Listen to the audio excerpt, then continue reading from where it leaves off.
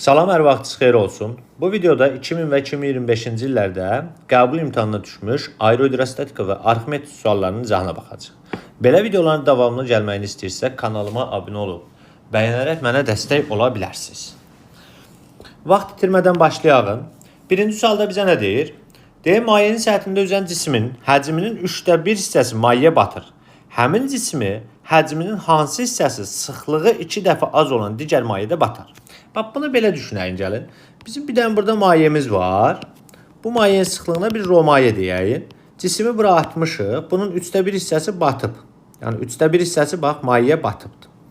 3/2 hissəsi təbii ki, kənarda qalıbdır. İndi deyir ki, həmin cismi götürüb ikinci bir başqa bir mayeyə atsaq, bu mayədə hansı hissəsi batar? Bax, belə düşünün. Bu mayəyə gətirik cismi. Deyir, burada batan hissəsinin həcmini tapın. Təbii ki, bu mayenin digər ikinci mayenin sıxlığı birincidən neçə dəfə azdır? 2 dəfə azdır. Yəni ikinci mayenin sıxlığı rho maye bölək 2 olacaqdır. Birinci mayenin sıxlığını da rho maye demişik. Aha. Batan hissənin həcminin düsturunu yazsaq, V batan nəyə bərabərdir? Rho cisim bölək rho maye vuraq V cisimdir. Fikir versəz buradan, batan hissənin həcmi mayenin sıxlığı ilə necə asıldı? Tərs asıldı. İndi mən mayenin sıxlığını 2 dəfə azaltsam, mayenin sıxlığı 2 dəfə azalırsa, batan hissənin həcmi neçə dəfə artmalıdır? 2 dəfə. Birinci mayedə batan hissənin həcmi nə idi? 1/3 deyildi. Cismin 1/3 idi. Onda ikinci mayedə nə qədər batacaq? 2 dəfə artırsa 3/2 hissəsi batacaq mayeye. 3/2 V cisim yazacağıq. Cavab olur, deməli, hansı variant? C variantı. İkinci sualımız. Metal kürəcik sıxlığı 2 qram bölək kub santimetr olan mayeyə tam batırdıqda çəkisi 1,25 dəfə azalır. Yəni metal kürəciyi mayeyə batırırıq və həmin kürəciyin çəkisi 1,25 dəfə azalır. Yəni demək burada Arximedes qüvvəsi belə deyək də, o cismi yuxarı qaldırdığına görə cismin mayedəki çəkisi azalıbdır.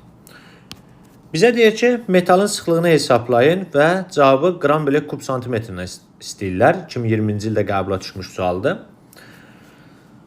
Ona görə mən burada cavabı belə deyək də, metalın sıxlığını elə 2 qram bölək kub santimetr götürəcəm. Çevirməyəcəm tam. Belə yazağım indi. Cisimlərin mayedəki çəkisinin düsturu P maye bərabərdir. P0 çıxaq F Arximeddir. İndi cismin mayedəki çəkisi havadakı çəkisindən, yəni vakuumdakından neçə dəfə azdır? 1,25 dəfə azdır. Onda P mayenin yerinə nə yaza bilərəm? P0 bölək 1,25 bərabərdir. P0 çıxaq F Arximed. Buradan F Arximedi keçirdin sola. P0 bölək 1,25-də keçirdəyin sağa. Olacaq P0 çıxaq P0 bölünsün 1,25. Buradan da alıram ki, F Arximed bərabərdir. Hər ikisinin ortaq məxrəc 1,25. 1,25 P0 çıxaq P0. Bunu da alaram ki, 0,25 P0 bölünsün nə? 1,25. İxtisar eləsək qalacaq P0 bölək 5. Deməli, Arximed qüvvəsi nəyə bərabər oldu? Arximed qüvvəmiz oldu P0 bölək 5. Gətirib buradan yazsaq ki, F-a bərabərdir. P0 bölək 5-də. P0-ın yerinə mg bölək 5 yazır. Cisim mayeyə tamamilə batıbsa, Arximed qüvvəsinin düsturu belədir. Belə bir düsturumuz var. Rho cisim M bölək rho maye, daha doğrusu rho maye M bölək rho cisim vurulsun J'dir. Bu hardan gəlir? F Arximed bərabərdir. Rho maye vurulsun V cisim vurulsun J'dir da. V batan. V batan burada cismin həcminə bərabərdir. Ona görə V cisim yazıram. V-in də yerinə M bölək rho yaza bilərik. Bax, buradan gəlir bu düstur. P0-ın da yerinə yazıram mg bölək 5. Buradan bu mg'ləri ixtisar eləsək, bax bu mg'lər getsə, mayenin sıxlığı nə qədərdir? 2-dir. Aha. Mayenin sıxlığına 2 dedim, bölək rho cisim bərabərdir 1 bölək 5-ə. Buradan çarpaz vursaq, rho cisim bərabər nəyə? 10 qram bölək kub santimetr. Bax, metalın sıxlığı bu qədər olacaqdır. Kub santimetr. Növbəti sualımız. Üçüncü sual. K kranını açdıqda qablardakı qərarlaşmış təzyiqi hesablayın. Qərarlaşmış təzyiqin düsturu budur. Teta bərabərdir. P1 V1 üstə gələk P2 V2 bölək V1 plus V2'dir. Buradan da yerinə qoysaq P1'imiz neçədir? 20 kilopascal. 20 vurulsun V üstə gəlsin. P2'miz 30. 30 vuraq 4V. V1'imiz V idi. V2'miz neçədir? 4V'dir. Bu da olacaq deməli 50 daha doğrusu yox. 120 140 140V. Bax 20V üstə gələk 34'ə vuranda 120 elədi. 120 üstüne 20 gəldikdə 140 bölək 5V. Buradan V'ləri atdıq. 140'ı 5'ə böləndə 28 kilopascal. Qərarlaşmış təzyiq olacaq 28 kilopascal. B variantı. Dördüncü sual. Deyək qabların oturacaqların sahəsi və onlardakı suyun kütləsi eyni olarsa, hansı qabın dibinə suyun göstərdiyi təzyiq qüvvəsi ən kiçik olar? Baxın, bura sular doldurmuşuq. Oturacaqların sahəsi eynidir. Mayenin qabın dibinə göstərdiyi təzyiq qüvvəsi Ft bərabərdir. Rho, maye, J, H vuraq S-dir. İndi burada oturacaqların sahəsi hamısında S-dir. Eyni mayemiz var. J eynidir. H-a baxıram indi. Sizcə burada hansı mayədə, hansı qabda daha doğrusu maye hündürlüyü daha çox olar? Təbii ki, D-də. Hansının da ən kiçik olar maye hündürlüyü? B-də. Çünki yuxarı getdikcə nə edir? Bu genişlənir. Ona görə bunun dibinə göstərilən təzyiq qüvvəsi az olur. Bir səbəb budur. Digər səbəb nədir? Bax, əsas səbəblərdən biri nədir? Ağzı yuxarı genişlənən qablarda, belə düşünəyin. Bax, bura maye doldurmuşuq təsəvvür eləyin. Bax, bu mayedir. Bu maye, belə deyək də, qabın içindəki bütün maye qabın oturacağına təsir eləmir. Çünki, baxın, burada, bax, bu hissələrdə, baxın. Bu hissələrdə qalan maye, bax, bu hissələrdə qalan maye, burayla bu hissədə qalan maye, qabın divarlarına təsir göstərir. Yəni, buradakı mayeni qabın divarları tarazlaşdırır. Ona görə qabın dibinə düşən təzyiq qüvvəsi azalır. Ağzı yuxarı daralan qablarda isə təzyiq qüvvəsi artır. İndi bizə ən kiçik olsun deyirsə, B-ni götürəcək. Ən böyük olsa desəydi, D-ni götürərdik. 5-ci sual. Cisim mayedə çəkisinin ona təsir edən Arximet qüvvəsinə asılıq qrafiki verilmişdir. Cismin vakuumdakı çəkisini hesablayın. Baxın, P maye bərabərdir. P0 çıxılsın nədir? F Arximetdir. İndi nəyə baxırıq?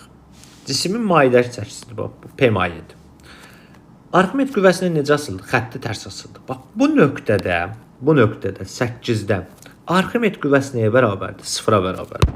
Arximet qüvvəsi 0 olanda elə mayedəki çəkisi nəyə bərabərdir? P0-a bərabərdir. Ona görə də bax, bura bizə P0-ı göstərir. Eyni qaydada bu da P0 göstərir vakuumdakı çəkisini.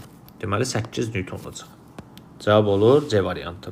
Bu qrafiki yadınızda saxlamalısınız. Konkret olaraq mayenin Arximet qüvvəsinə asılıq qrafiki, cismin mayedəki çəkisinin.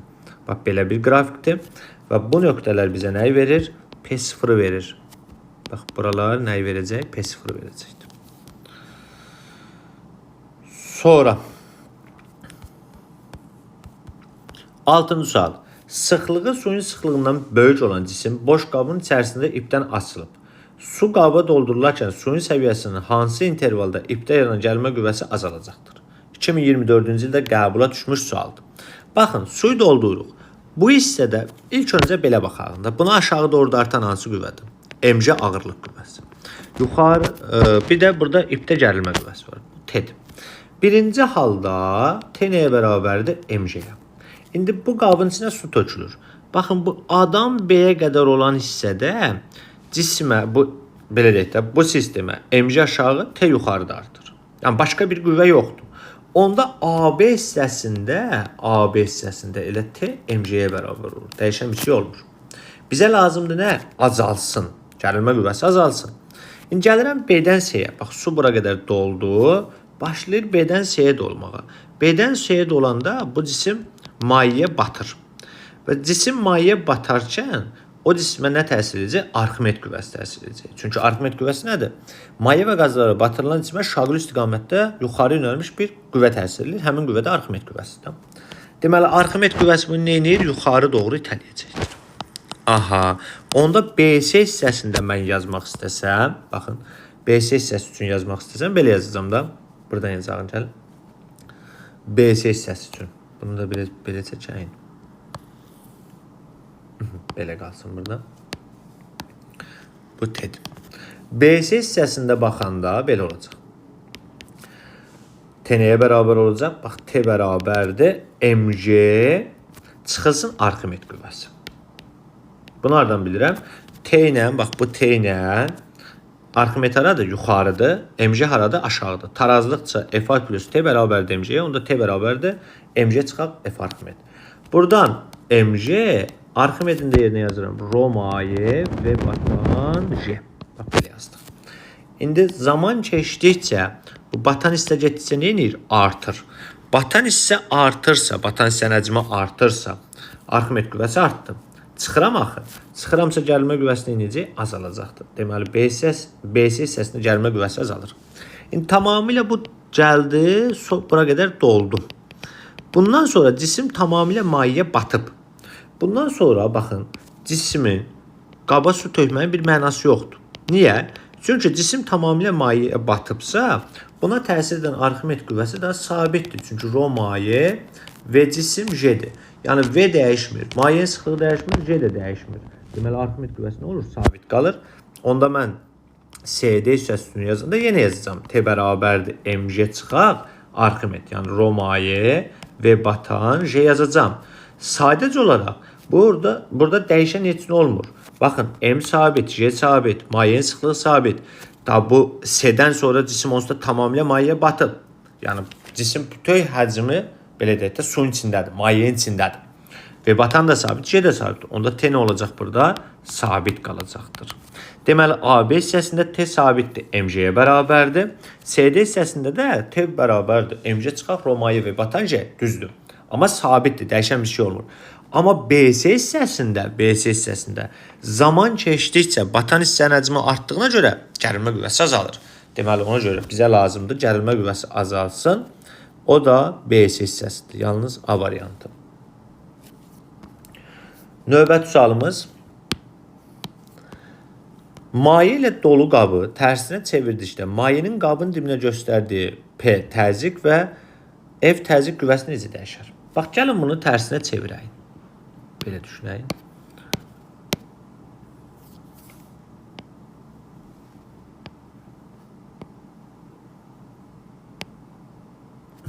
Bunu tərsinə çevirək. Bax, belə olacaqdır, düzdürmü? Belə bir vəziyyətə gəldi. Əvvəlcə, məsələn, buranın oturacağın sayısına bir S deyəyin. Tutaq ki, S1, bu da S2'dir. Təbii ki, S2 S1-dən böyükdür. Çevirəndə S2 düşdü aşağı, S1 də yuxarı. İndi mən bunu bir vəziyyətinə, iki vəziyyətinə gətirəndə oturacağın yerinə, belə deyək də, oturacağın sayısı nədir? Artdı. S artdı. Təzyiq nəyə bərabərdir? P bərabərdir. Mayenin qabın dibinə göstərir təzyiq. Rho J H-dır. Bu qabın içindəki mayenin hündürlüyü dəyişməz. Tamamilə qab doludur da maye burada. Hündürlük sabitdir. Tərsinə çevirəndə. H sabitdir. Digər tərəfdən J də sabitdir. Mən bunu tərsinə çevirəndə içindəki mayenin növü də dəyişməz. Deməli, mayenin sıxlığı da sabitdir. Deməli, bir vəziyyətdən iki vəziyyətinə gətirəndə mayenin sıxlığı dəyişmir, J dəyişmir, H dəyişmir. Onda təzyiq nədir? Dəyişməz. Yəni, P1 bərabər olar P2-yə. Bəs təzyiq qüvvəsinin düsturu nədir? FT bərabərdir rho maye J H vuraq S deyil.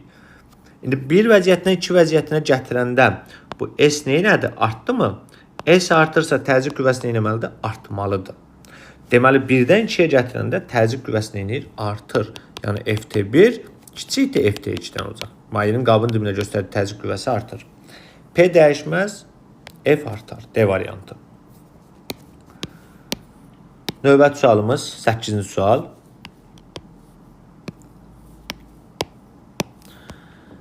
Səthə təsir edən 150 Newton təzyiq qüvvəsinin 0,2 kilopascal təzyiq yaradırsa, səthin sahəsini hesablayın.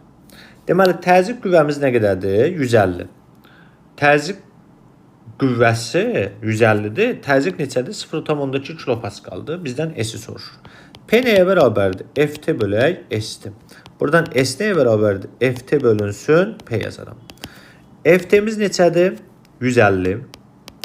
P-miz neçədir? 0,2 kilopascal. Kilo neçə deməkdir? 1000 deməkdir. Onda bu olacaq 200 200 Pascal. Yazacağım 200. Bu sıfırların birini ataram. 15 bölü 20. Her ikisini də 5'e xısarlasam 3, bu da 4 olacaqdır. Bu da 0,75 metrin kvadrat deməkdir. Cavab olur A variantı. 9. Tarazı kalında hidravlik presdə porşenlərin təsir edən qüvvələrin nisbəti F2 bölü F1 2'dir. Hidravlik presdə qüvvələrin nisbəti neçədir? F2 bölü F1 2'dir. Deyib P2 bölü P1'i tapın. P2 bölü P1 nəyə bərabərdir? 1'ə. Yadınızda qalsın ki, hidravlik presdə o qapaqlara təsir edən tarazlıqdadırsa, təzyiqlər bərabər olmalıdır. Bax, P2, P1 P2'ye bərabərdir. Digər tərəfdən, məsələn, bir porşen aşağı sıxılıqsa, digər porşen yuxarı qalxanda, məsələn, birinci porşendə maye aşağı düşür, ikinci porşendə maye yuxarı qalxır. Bax, belə düşünən gəlin hidravlik presi. Bu hidravlik presi sayda mexanizmdə iş prinsipi Pascal qanununa əsaslanır. Qüvvədə çox böyük qazanc verir, amma işdə qazanc vermir.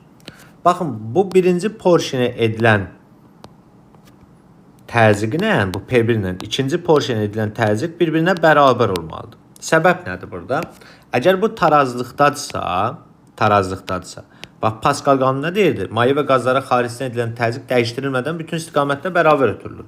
Bu P1 birinci qapağı sıxmır porşeni. Bu P1 dəyişdirilmədən ikinciyə də ötürülür. Bax, bu şəkildə. Bütün qabın hər yerinə. Və bura ötürülür. İndi bu tarazlıqda olması üçün baxın. P1 bunu yuxarı sıxır, P2 bu porşeni aşağı sıxır. Düzdürmü? Deməli, tarazlıqda qalması üçün bu P1 ilə P2 nə olmalıdır? Bir-birinə bərabər olmalıdır. Onda nisbət nə olacaq? 1 olacaqdır. P1 P2'ye bərabərdir burada. V1 V2'ye bərabərdir. Həcm, sürət deyil. Görülən işlər də bir-birinə bərabərdir. Yəni sizdən hidravlik presdə bunların nisbətini soruşanda hər zaman bax bu üçünün də nisbətini 1 götürəsiniz. Təbii ki, tarazlıq şərtini verəcək orada. Təzyiqə görə. Aerometr nəyi ölçür? Aerometr mayələrin sıxlığını ölçən cihazdır. Cavab olur C variantı. 11-ci sual 2004-cü ildə qəbula düşmüş bir sualdır. Hansı ifadə təzyiqin vahidinə uyğundur? Təzyiqin vahidi 1 Pascaldır.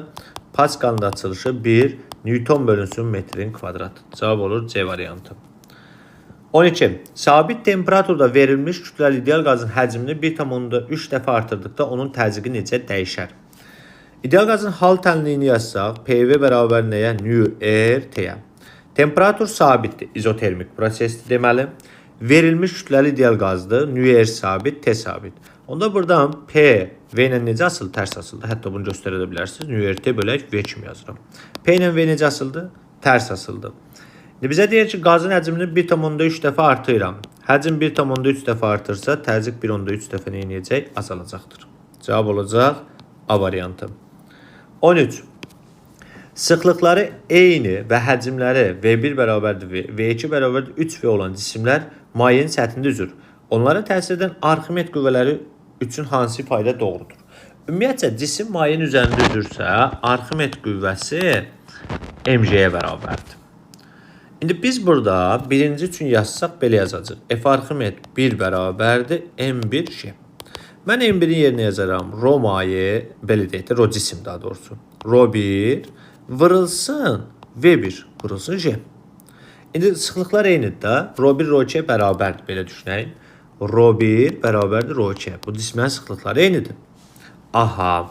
Onda sıxlıqlar eynisə, J'lər eynisə, Arximed qüvvəsi həcmlə necə asılıdır? Düz asılıdır da. V1'imiz V'dir. Bunu belə yazalım onda. Rho V J yazdım. Buna bir F Arximed 1 dedim. F Arximed 2 üçün yazsam isə yazacağım Rho 2 V2 J. Rho 2 Rho V2'miz neçə V'dir? 3V deyil. Vırılsın 3V, vırılsın J. Deməli, ikinciyə təsir edən Arximed qüvvəsi neçə dəfə birincidən çoxdur? 3 dəfə. Baxın, bunu səlqəli yazsam belə yaza bilərsən. 3 Rho V J. Deməli, ikinciyə təsir edən Arximed qüvvəsi birincidən 3 dəfə çox olur. Əgər sıxlıqlar eynidirsə və mayenin səthində üzürsə bu cisimlər, onda Arximed qüvvəsi mg'yə bərabərdir. Yəni, buradan əslində belə düşünə bilərsiniz. İkincinin kütləsi birincinin kütləsindən 3 dəfə çoxdur. Çünki m nəyə bərabərdir? Rho V deyil. MV ilə necə asıldı? Düz asıldı. Mən həcmi 3 dəfə artırıramsa, sıxlığı eyni saxlayıb, onda kütlə 3 dəfə artır. Kütlə 3 dəfə artırsa, Arximed qüvvəsi 3 dəfə nə etməlidir? Artmalıdır. Yaza bilərik ki, FA2 bərabərdir 3 FA1'ə. O da olur C variantı. 14. Sıxlıqları mayenin sıxlığından kiçik olan 3 eyni həcmli kürə iplərdən qabın dibinə bağlanmışdır. Kürələrin kütlələri M1 böyükdür M2, o da böyükdür M3 olarsa, iplərdə yaranan T1, T2, T3 gərilmə qüvvəsinin modulları arasında hansı münasibət doğrudur? Deməli, burada nə edirsiniz uşaqlar? Qüvvələrin istiqamətini düzgün göstərməlisiniz. Baxın, bu cismi aşağı doğru dartan bir dənə mc ağırlıq qüvvəsidir. Bu bir. Təbii ki, M1 yazıram. Digər tərəfdən bunu yuxarı doğru dartan daha doğrusu Arximet qüvvəsidir. Aşağı doğru dartan bir dənə var, ipdə yaranan gərilmə qüvvəsi. Bax, T də aşağıdır. Belədir. İndi bu tarazlıqdadsa onda nə yazacağam mən bura? F Arximet bərabərdir. T üstəgənsin M1J. Buradan biz T-ni tapsaq, T bərabərdir. F Arximet, daha doğrusu F Arximet çıxaq, M1J olacaq, düzdür. Bu şəkildə olacaq da. İndi buradan həcmlər eynidirsə, Arximet qüvvəsinin düsturu budur. Rho maye, V cisim və batan. Cisim tamamilə batıbsa V cisimlə yaza bilərsə bura təbii ki. J çıxaq, M1J yazdım. İndi fikir verin bura. Maye eyni mayedir. Hər üçü eyni mayenin içindədir. Cisimlərin həcmləri də eynidir. Çünki eyni həcmli deyibdim. V1 bərabərdir V2, o da bərabərdir V3-ə. J eyni. Bunlar sabitdir. Bəs onda gərilmə qüvvəsi cismin kütləsindən necə asıldı? Tərs asıldı, xətti tərs asıldı. Çıxıram. Deməli, kütlə harda çoxdursa gərilmə qüvvəsi orada nə olacaq? Az olacaqdır. İndi burada veriblər bizə M1 böyükdür M2, o da böyükdür M3'dür. Düzdürmü? Kütlə harda böyüksə gərilmə qüvvəsi orada nə olmalıdır? Az olmalıdır. Çünki xətti tərs asılı oldu. Ona görə T1 kiçikdir T2-dən, o da kiçikdir T3 deyə bilərsiniz. Cavab olur B variantı. 15. Təzyiqin səthin sahəsindən asılıq qrafiki verilmişdir. Səthə perpendikulyar təsir edən qüvvənin qiymətini hesablayın. P bərabərdir F-T bölək S-dir. F-T nəyə bərabərdir bəs? P vurulsun S-dir. İndi mən buradan P-ni 40 götürəndə S-imiz neçə olacaq? 0.2. Gətirib yerinə qoysam 40 vuraq 0.2. Bu da olacaq 8 Newton. Cavab olur Y variantı. 16. Qab sıxlıqları Rho1 və Rho2 olan və bir-biri ilə qarışmayan mayelərlə doldurulmuşdur. Sıxlığı Rho olan cisim şəkildəki göstərilən vəziyyətdə tarazlıqdadır. Sıxlıqlar arasında hansı münasibət doğrudur? Baxın, ümumiyyətcə, yadınızda qalsın ki, sıxlığı çox olan maye hər zaman aşağıda olur. Az olan isə yuxarıda olur. Onda elə avtomatik demək olar ki, Rho2 kiçikdir Rho1-dən. İndi baxıram cismin sıxlığına. Cismin sıxlığına da bir Rho demişik də, belədir. İndi cisim mayenin daxilində tarazlıqdadırsa, cisim mayenin daxilində durubsa, burada cismin sıxlığı mayenin sıxlığına bərabərdir. Deməli, bu cismin sıxlığı birinci mayenin sıxlığına bərabərdir. 2-dən də böyükdür. Bax, 3 cür olur da, belə düşünün. Əgər cisim mayenin səthindədirsə, səthdə üzürsə, cismin sıxlığı, bu da mayenin sıxlığı deyək. Səthdə üzürsə, cismin sıxlığı mayenin sıxlığından kiçikdir. Əgər bizim cisimimiz mayenin daxilindədirsə, bu şəkildə daxildədirsə, baxın belə, daxildədirsə, burada cismin sıxlığı mayenin sıxlığına bərabər olacaq. Yox, cisimimiz mayedə batıbsa, bax bu şəkildə batıbsa bura, hətta başqa rəngini göstərəyim. Batıbsa, cismin sıxlığı mayenin sıxlığından böyük olur. Bu şəkildə olur. Deməli, bu cisim ikinci mayedə batıbdır. Ona görə cismin sıxlığı ikinci mayenin sıxlığından böyükdür. Birinci mayenin daxilində nədir? Daxildə tarazlıqdadır. Onda cismin sıxlığı ilə birinci mayenin sıxlığına bərabər olacaq. Cavab ona görə olacaq A variantı. Növbəti sualımız 2017-ci ildə qəbula düşüb. Cisim mayenin səthində üzür. Bu cismin sıxlığı 2 dəfə kiçik olan digər mayenin səthində üzərsə, yəni bizim cisim hər hansı bir mayenin sıxlığını belə deyək də mayedə üzür. Bax, burada üzür, səthində üzür. Belə üzür. Tamam. Deyək ki, bu cismi sıxlığı 2 dəfə az olan digər mayeyə açsaq. Yəni, gətirsən başqa bir mayeyə, saldım bura. Bu mayenin sıxlığı, birinci mayenin sıxlığı Rho1 və Rho desəm, ikinci mayenin sıxlığı nə olacaq? Rho bölək 2 olacaqdır. Bura atanda Və bu da ikinci mayedə üzəcək. Təbii ki, biraz çox batıb üzəcək də. Belə düşünək. Tamamilə bata da bilər və yaxud da çox bata bilər. Üzəcək. Üzür.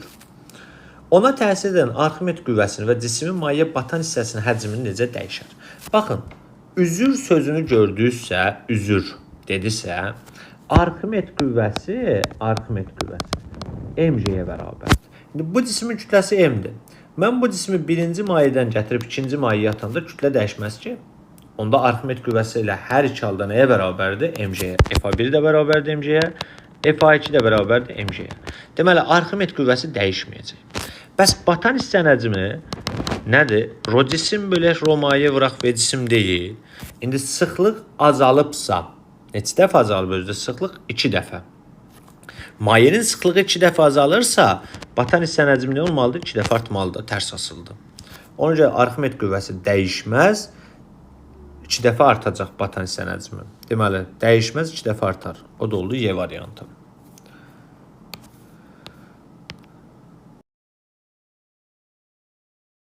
Deyir qabdakı maye sütununun hündürlüyü 1 metrdir. Qab şaqlı yuxarı yönəlmiş hansı təcillə hərəkət etməlidir ki, mayenin qabın dibinə göstərdiyi təzyiq 12 kilopascal olsun? Cavabınızı metr bölü saniyə kvadratına ifadə edin.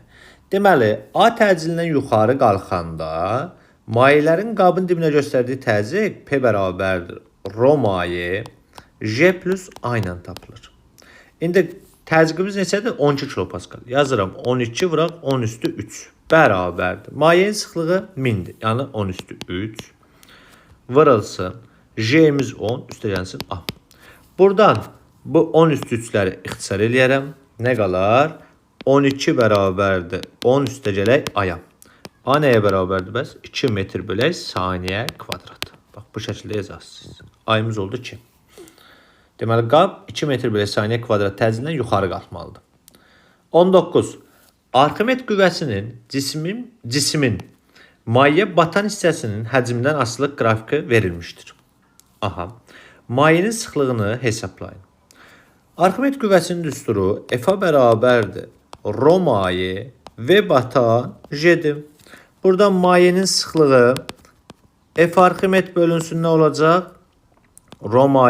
V batan vuraq J. Rho mayeni tapırıq. Arximed qüvvəmiz, baxın, kilonewtondandır. 2,8 kilonewton olanda, yəni 2,8 vuraq 10 üstü 3.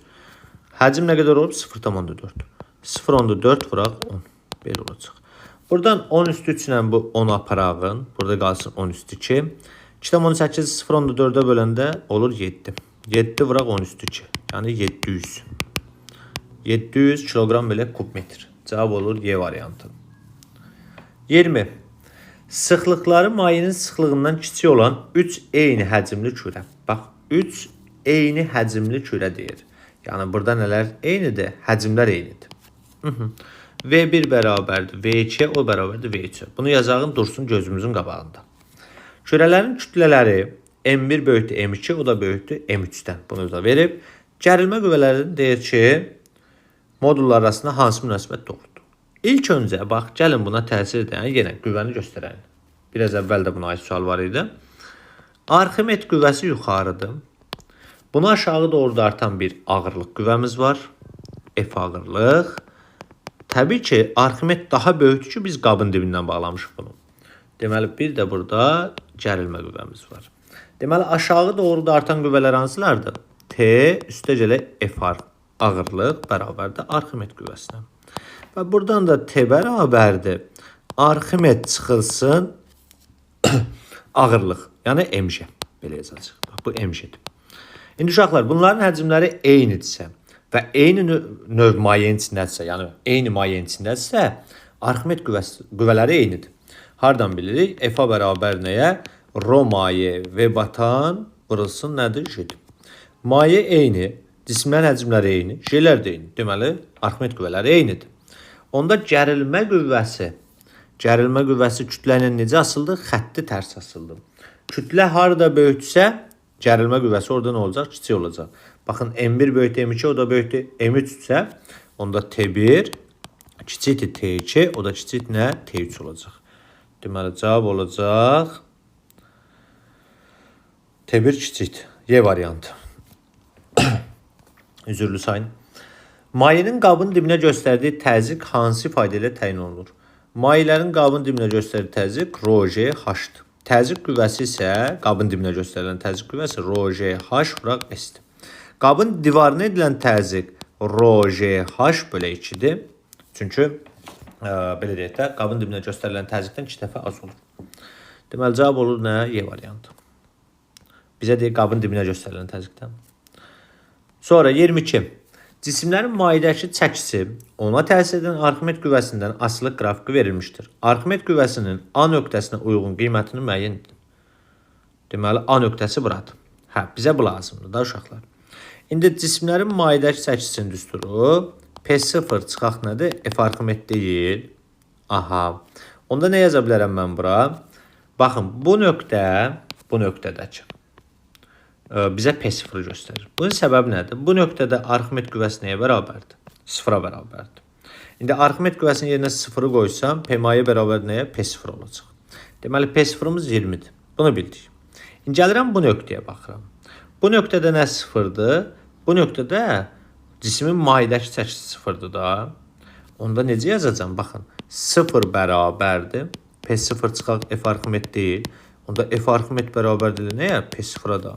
Deməli, burada bizə nəyi göstərir? Elə P0 göstərir. İndi P0-ımız 20-dirsə, onda bura neçə olacaq? Burada 20 olacaq. Bax, bu qrafiki bayaqda çəkdim. Biraz əvvəl, indi də deyirəm. Mayenin Arximed qüvvəsinin asılılıq qrafiki belə bir qrafikdir. Xətti tərs asıldı, cismlərin mayedəki çəkisi. Bu nöqtələr bizə nəyi verir? Bax, P0-ları verəcəkdir. Yəni, buradakini gördüyünüz P0-ın qiymətidir. Elə onda A nöqtəsində Arximed də P0-a bərabərdir. Olur neçə? 20. Y variantı. 23-cü sual. Sıxlığı 10^3 kiloqram bölü kubmetr olan mayenin daxilindəki cisim tarazlıqda olarsa onun həcmini hesablayın. Sürtünmə və blokun kütləsini nəzərə almırsınız. Baxın, burada bir tərpənən blok var. Bizdən deyir ki, həcmini hesablayın. Bax, bu cismin həcmini hesablayacaq. İndi nə edirik? Qüvvələr göstərəyim. Buna aşağı doğru dartan bir ağırlıq qüvvəsi var. F ağırlıq mg-dir. Nə qədərdir? 60 Newton. Digər tərəfdən bura 20-dirsə, eyni gərilmə qüvvəsi yaranırsa, deməli burada neçə olacaq? Burada 20 olacaqdır. Bunu yuxarı doğru dartan neçə Newtondur onda? Burada 20. Bax, bura 40 Newton dartmır. Onda bura bir dənə 40 yaza bilərəm. Heç bunu yazmıram, burada dursun, qarışıqlıq olmasın. Yaza da bilərsiniz. Digər tərəfdən bu cismi yuxarı tələyən bir dənə var, Arximed qüvvəsi var. F-da yuxarıdır. İndi bu tarazlıqdadır. Deməli, yuxarı təsir edən qüvvələr aşağı doğru təsir edən qüvvələrə bərabər olmalıdır. Yuxarı hansı qüvvələr təsir edir? 2 dənə F-imiz təsir edir, bir də F Arximed təsir edir. Onda yazacağım ki, 2F üstə gələk F Arximed bərabərdir mg-yə. Bizdən nəyi soruşur? Cismin həcmini. Tamam. Buradan yazıram ki, 2 vurulsun neçə? 20. Üstə Arximedin yerinə yazıram. Rho maye və cisim tamamilə batıb cisim maye vurulsun J. Bərabərdir 60-a. Və buradan da yer açalım. Belə yazdıq da onda. Bu 40-ı keçirdim bu yana. Mayenin sıxlığı neçədir? 10^3 vurulsun V cisim. V cisim vuraq 10. Bərabərdir 60 çıxaq neçə? 40. Buradan da alıram ki, V cisim bərabərdir 20 bölək. 10^3 vuraq 10-dan. 10^4-ə. Buradan bu sıfırdan birini assam 2 bölək 10^3. Bu nə deməkdir? 0,2 kub metr. Cavab olur.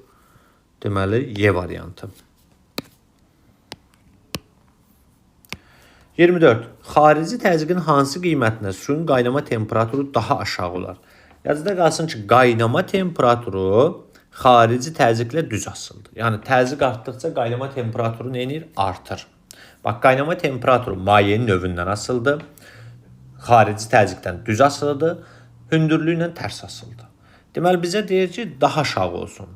Təzyiqlə düz asıldı axı. Onda az olması üçün qaynama temperaturu xarici təzyiq nə olmalıdır? ən az olmalıdır. O da olur Y variantı. Desəydi daha böyükdür, ən böyük götürərdik, C variantı olardı. Hidravlik presin böyük porşenin sürəti V1 bərabər 2 mm/saniyə, kiçik porşenin sürəti V2 50 mm/saniyədir. Porşenlərlə təsir edən qüvvələrin gördükləri işlər A1/A2 nisbəti hesablanır. Sürtünmə qüvvəsini və porşenin kütləsini nəzərə alınır. Ümumiyyətcə, heç bir sayda mexanizm işdə qazanc vermir. Hidravlik presdə sayda mexanizm olduğunu görə işdə qazanc olanmaz. Onda A1-A2-yə bərabərdir. Nisbət nə olacaq? 1 olacaqdır. 26-cı sual. Qabdakı maye sütununun hündürlüyü 1 metrdir. Qab şaqlı aşağı yönəlmiş hansı təcillə hərəkət etməlidir ki, mayenin qabın dibinə göstərdiyi təzyiq 7 kilopaskal olsun. Bu səfər təcil haradır? Aşağıdır. Yazırıq ki, P maye bərabərdir A təcilini aşağı düşəndə, Rho maye J çıxaq A vuraq H. Bizdən A'yı soruşur. Mayenin təzyiqi nə qədərdir? 7 kilopaskal. Yəni 7 vuraq 10 üstü 3 bərabərdir. Mayenin sıxlığı 1000. Yəni 10 üstü 3. 10 çıxılsın A vurulsun H-ımız neçədir? 1. Vurulsun 1. Buradan 10 üstü 3'ləri atarıq gedər. Bax bu 10 üstü 3'lər nə oldu? Getdi. 7 bərabərdir. 1'ə vuranda onsuz da dəyişən üçün olmur. 10 çıxaq A. A bərabərdir onda neçə? 3'ə. Cavab olur B variantı. Dəqiqə, hə, bu tərəfdədir. 27. Təzyiqin vahidi hansıdır? Paskaldır. Joule işin vahididir. Paskal təzyiq vahididir. Joule iş və enerjidir. Kilogram kütlə vahididir. Newton qüvvənin, watt da gücün vahididir. Hidravlik presdə porşenlərin sahələrin nisbəti S2/S1 4'dür. Tarazlıq halında porşenlərin altındakı təzyiqlər nisbəti. Baxın, bu da 1'dir. Təzyiqlər nisbəti, işlər nisbəti 1'dir. Bir də həcmlər nisbəti. Bu da 1'dir. Cavab olur Y variantı. 29-cu sual. Deyir ki, həcmi 0,3 kub metr olan V bərabərdir 0,3 kub metr. Kürəyə təsir edən ağırlıq qüvvəsi 6 kilonewtondur. Ağırlıq qüvvəsi 6 kilonewton, yəni 6 vuraq 10 üstü 3. Kürə tamamilə suya batırdıqda onun çəkisi neçə dəfə azalar? Hə, bizə indi həcmi verib, ağırlıq qüvvəsini verib və deyir kürə tamamilə suya batdıqda onun çəkisi neçə newton azalar. Baxın, belə düşünün də, mən bu kürəni gətirib suya salanda, mayeyə salanda, su deyirəm, hə, suya salanda nə baş verəcək uşaqlar? Bunu yuxarı doğru, belə deyək də, çəkisini deyir necə dəyişdiyini tapın. Şəkil biraz yaxşı çəkəyin. Bax, belə düşünün. Dinamometrdən bir kürə asmışıq bu şəkildə. Bunun əvvəlcə havadakı çəkisi nə qədərdir? Elə ağırlıq qüvvəsinə bərabərdir. Bunu aşağı doğru nə də artırdı? mg ağırlıq aşağı doğru da artır. Dinamometrdir. Onda dinamometrin göstərişi ilə burada nəyə bərabərdir? P0 mg-yə bərabərdir. İndi mən bunu gətirib salıram hara? Suyun içinə, mayenin içinə. Baxın, belə düşünək. İkinci halda suya saldıq. Aha. Suya salanda nə baş verir bəs burada? Bax, suya salsa, qabı buradan çəkəyim. Suyun içinə saldıq buranı. Bax, bura suya saldıq. İndi bunu aşağı doğru da artan hansı qüvvədir? Yenə mg ağırlıq qüvvəsidir. Bəs bir də bunu yuxarı itələyən qüvvə hansı oldu? Arximet qüvvəsi oldu. İndi buradakı dinamometrin göstərişini mən yazmaq istəsəm necə yazaram? İkinci hal üçün. Baxın, belə yazacaq da. Yazacaq onda. İkinci halda P maye bərabərdir P0. Yəni mg-də. P0 çıxaq nə? F arximet. P0'ımız neçəydi? mg deyildi. mg-miz neçədir? 6 kilonewtonda ağırlıq qüvvəsidir. Deməli 6 vuraq 10 üstü 3 çıxaq arximet qüvvəsinin düsturu Rho maye V batan J. Mayenin sıxlığı 10 üstü 3'dür. 10 üstü 3. Cismin həcmi 0,3'dür. Vuraq 0,3 vuraq 10. Buradan da onda cismin mayedəki çəkisi olacaq nə qədər? 6 vuraq 10 üstü 3 çıxaq 3 vuraq 10 üstü 3. Bu da oldu 3 vuraq 10 üstü 3. Deməli mayenin daxilində oldu neçə? 3 vuraq 10 üstü 3 newton. Yəni başqa sözlə 3 kilonewton. Bəs P0 neçə idi? 6 kilonewton idi. Neçə dəfə azaldı onda? 2 dəfə azalacaqdır. Cavab olur nə? A variantı.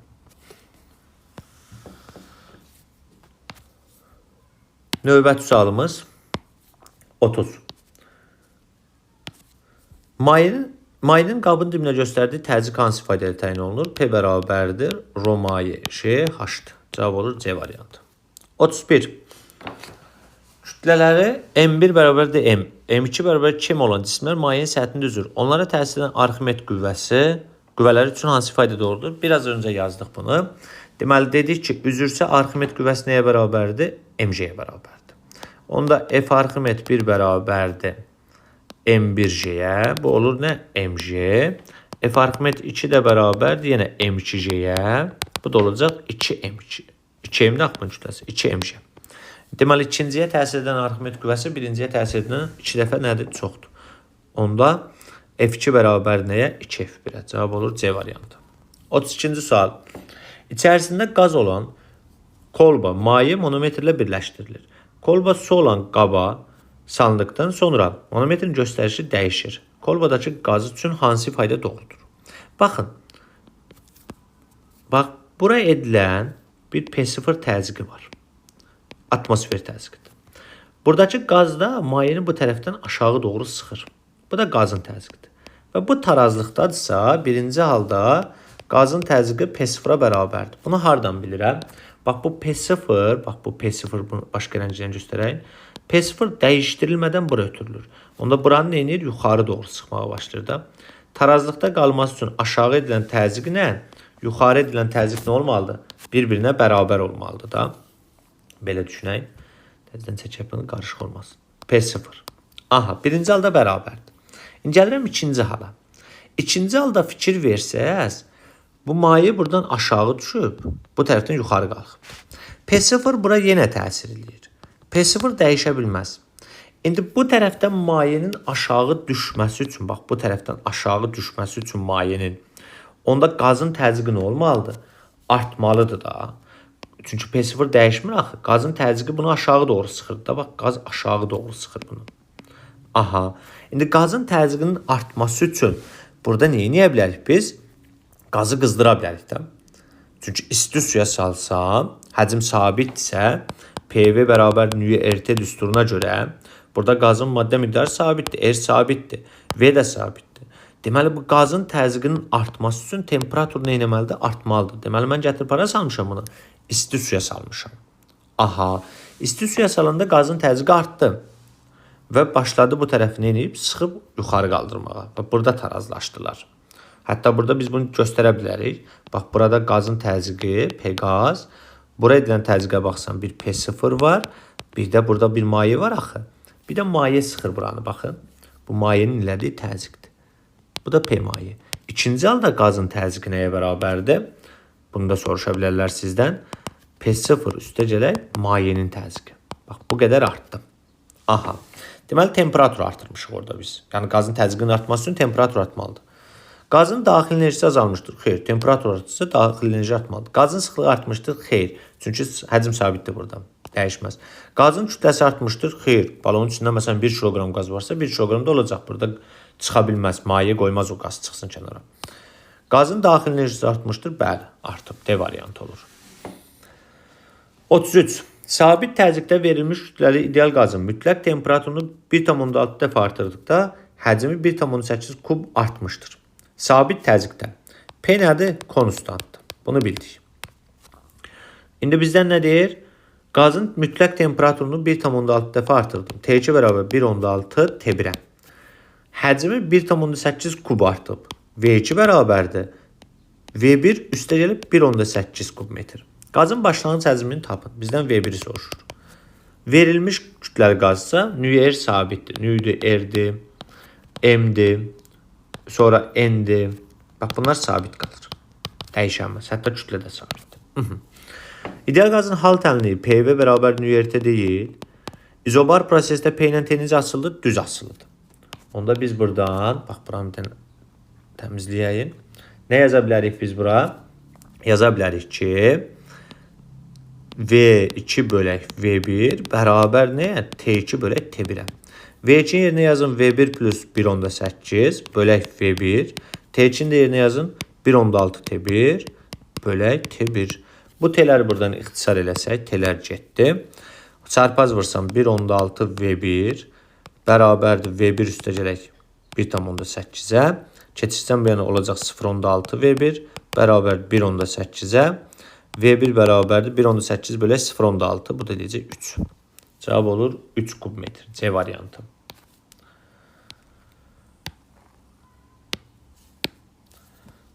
Otuz sual. Mayenin səthində üzən cismin həcminin 1/4 maye batır. Həmin cismin həcminin hansı hissəsi sıxlığı 2 dəfə çox olan digər mayedir? Bu səfər 2 dəfə çox olub sıxlığı mayenin. Batan hissənin həcmi nəyə bərabərdir? Rho, deməli, cisim bölək, rho maye vıraq V cisimdir da. İndi mən burada mayenin sıxlığını 2 dəfə artırıramsa, mayenin sıxlığı 2 dəfə artırsa, həcm nə olacaq? 2 dəfə azalmalıdır. Batan hissənin həcmi 2 dəfə azalmalıdır. Əvvəlcə batan hissəmiz nə qədər idi? Birinci halda 1/4 idi. 1/4 V idi. İndi 2 dəfə azalanda, ikinci halda 2 dəfə azalmalıdır axı. V batan 2 bərabərdir. V batan 1 bölək nə yazmalısan? 2. 4/1-i bölürsən nəyə? 2-yə də. Bu da olur 8/1-də. 8/1 batacaq bu səfər. B variantı. Növbəti sualımız.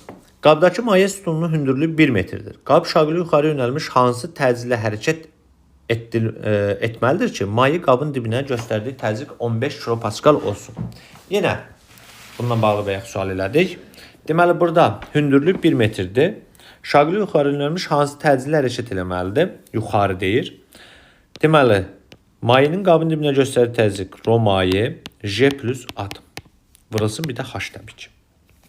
Burada P maye neçədir? 15 kilopaskal. 15 vuraq 10 üstü 3 bərabərdir 10 üstü 3. J'miz 10, təcilimiz də atom. Vurulsun H-ımız da 1. Buradan 10 üstü 3'ləri atarıq. Buradan A'yı tapsaq 15 çıxaq nə? 10 olacaq. Bu da olacaq 5. Cavab olur B variantı. 36-cı sual. Hansı qrafik mayeyə tam batmış eyni həcmli bütöv cisimlərin çəkisinin onların sıxlıqlarından asılılığını ifadə edir? Aha. Deməli, cismin mayedəki çəkisinin düsturunu yazsam, P maye bərabərdir. P0 çıxaq nə? F Arximetdir. P0 yerinə mg yazdım. Tamamilə batıbsa Arximet qüvvəsinin düsturu rho maye, m bölək rho cisim vıraq J. Buradan cismin mayedəki çəkisi P maye bərabərdir. Mg'ni çıxardıram qarşıya.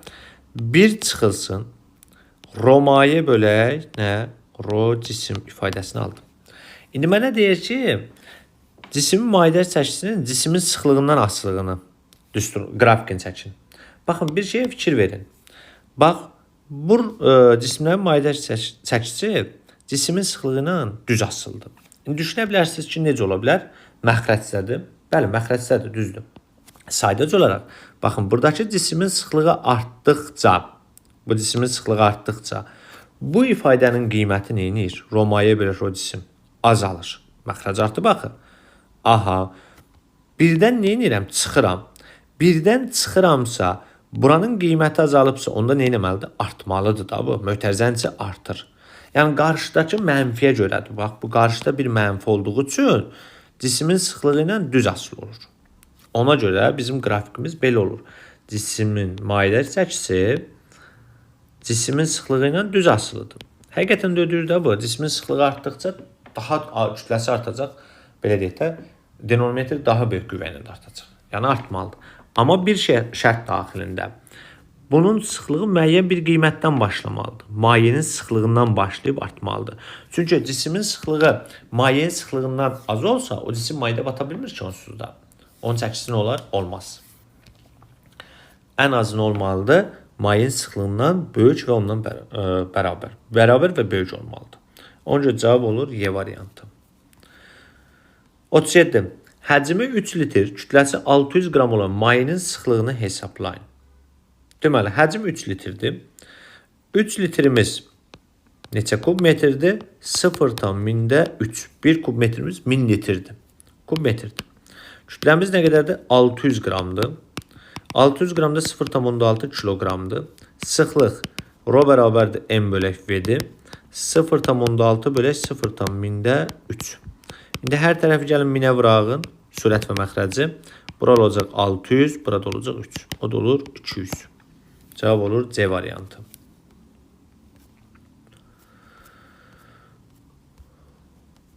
38-ci sual 2024-cü ildə qəbula düşüb. Deməli, nə deyir bizə? Deyir, ara kəsməsi ilə 2 bərabər hissəyə bölünmüş qaba krandan bərabər surətlə su tökülür. Qab su ilə tam dolana qədər onun dibinin B nöqtəsinə suyun hidrostatik təzyiqinin zamandan asılı qrafikini çəkin. Bax, bura su töküldükcə bu maye hündürlüyü getdikcə nə edir? Artır. Mayenin hündürlüyü artır. Bəs qabın dibinə göstərilən təzyiqin düsturu, mayenin qabın dibinə göstərilən təzyiq rho maye JH deyil. H artırsa P nə etməlidir? Artmalıdır. Onda birinci hissədə bax qrafikimiz belə olacaq. Təzyiqin zamandan asılı qrafiki. Zaman keçdikcə artacaqdır. Bax bu şəkildə artır. Belə bir artım oldu. İndi bura tamamilə doldu. Başlayacaq nə demək? Bu tərəfə tökülməyə də su. Bu tərəfə tökülənə qədər buradakı mayenin hündürlüyü dəyişmir. Bax, bu hündürlük dəyişmir, sabit qalır. Onda bir müddət, yəni bura dolana qədər, burada təzyiq nədir? Dəyişməyəcək. B nöqtəsindəki təzyiq sabit qalacaq. Sonra başlayacaq, bura dolandan sonra, yenə hündürlüyü artmağa da. Amma bir şey var da, əvvəlcə, bax, bu hissə də maye yuxarı qalxırdı, burada. Buranın en kəsin sahəsi azdır. Sonra burada başladı qalxmağa maye. En kəsin sahəsi nədir? Artdı. İndi en kəsin sahəsi artırsa, hündürlük artacaq. Amma tədricən bu birinci hissəyə nəzərən daha az artacaq. Bunun səbəbi nədir?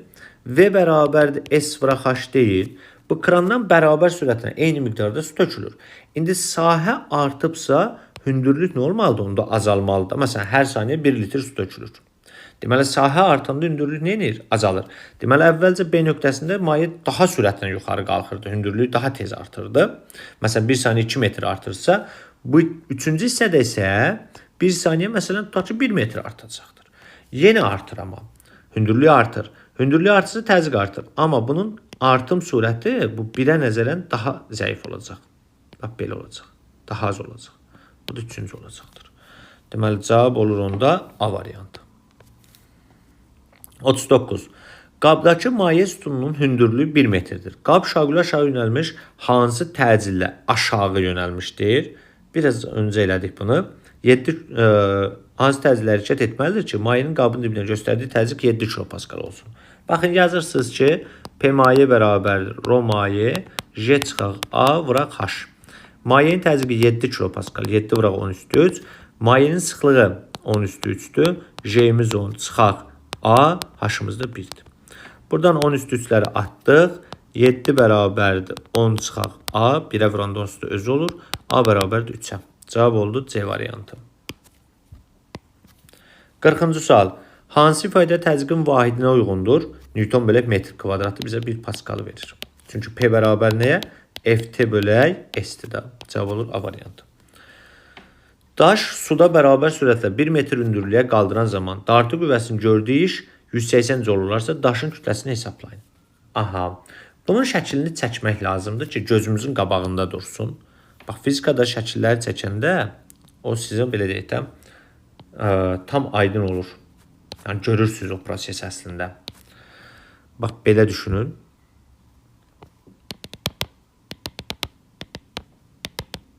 Burada bizim bir daşımız var.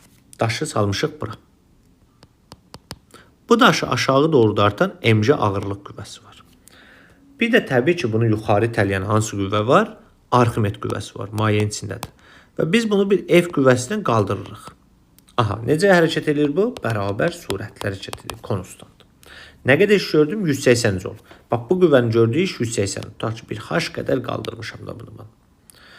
10 da, H da 1 metrdir, veriblər bizə. A bərabərdir F vıraq nə? H yazmalıyam bura. Buradan A-nın yerinə 180 yazsam, F-imiz bilmirəm, vırılsın 1. F-imiz neçə Newton oldu? 180 Newton oldu. Bunu da tapdıq. Deməli, bizim qüvvəmiz, tətbiq etdiyimiz qüvvə 180 Newtondur. İndi bizdən nəyə soruşur? Daşın kütləsini deyir tapın da. Nə yazıram? Baxın, aşağı mg, yuxarı f və f Arximet təsir edir. Və bu bərabər sürətli qalxır. Onda f plus f Arximet bərabər olmalı nəyə? mg-yə. Buradan f-i tapmışıq 180. Arximet qüvvəsini yazağım indi. Arximet qüvvəsinin düsturunu yazacağım. Baxın, f üstə gələk. Arximet qüvvəsi rho mayi m bölək rho cisim vıraq j bərabərdir mg-yə. Bu şəkildə yaza bilərəm mən burada. İndi buranı həll etsək, buranı bir dənə siləyim. Belə olacaq da deməli. F-imiz 180-dir. Bunu yazağım dursun burada. 180 bərabərdir. Bunu keçirdirəm bu tərəfə. mg çıxılsın rho mayi bölək rho cisim mg. Buradan 180 bərabərdir. mg-ni çıxartdım qarşıya. mg 1 çıxılsın rho mayi bölək rho cisim. Bax, bu ifadanı aldıq. 180 də bildinizsə buradan tapdıq işdən. Onda 180 bərabərdir. M, J'miz 10'dur yazağın yerinə. 1 çıxılsın. Mayenin sıxlığı 1000'dir. 10 üstü 3. Bölünsün daşın sıxlığı 2500. 25 vuraq 10 üstü 2 yazıram burada. Buradan 180 bərabərdir. M vuraq 10. 1 çıxaq. 10 üstü 3 10 üstü 2 apararıq. Bunlar getdi. Burada qaldı 10. 1 çıxaq 25 bölü 10. Bunları da ixtisar etsək hər ikisini. Neçəyə? 5'ə. Olar onda 5'də 2. Buradan da alarıq ki 180 bərabərdir. M vuraq 10. Hətta gəlin onları da ixtisar eləyəndə burada hər dəfə niyə yazırıq ki? Bax, buradan bu 10'ları da ixtisar eləyin. 10 ilə 180'i. Burada qalsın 18. M. Birdən də 5'də 2'sini çıxanda 5'də 3 qalar. Rahat olsun işimiz. Buradan M bərabərdir. Bax, bu 18 ilə də 3 apararam. Burada 6 qalar. 5'ə də vursam M neçə olacaq? 30 kilogram. Bu şəkildə eləyəsiniz. Cavab olur 30 kilogram.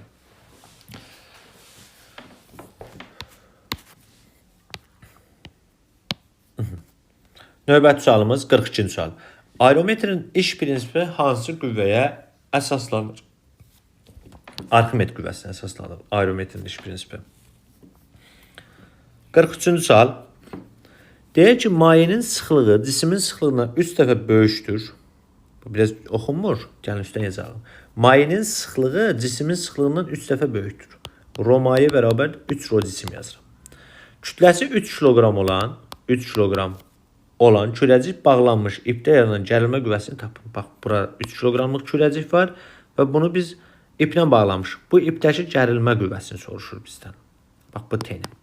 Deyək, T-nəyə bərabərdir. Bunu tapın. İndi nə edirik? Gəlin qüvvələri göstərən yenə. Burada bir dənə yer açaq yenə. Baxın bura. Bunu yuxarı doğru nə təliyir? Arximet qüvvəsi təliyir. Aşağı doğru bir dənə də artır. Ağırlıq qüvvəsi. Aha. T də aşağıdır. Onda yazıram. T üstə gələk F ağırlıq bərabərdir F Arximet. Buradan T'yi tapsam, F Arximedin yerinə yazaram.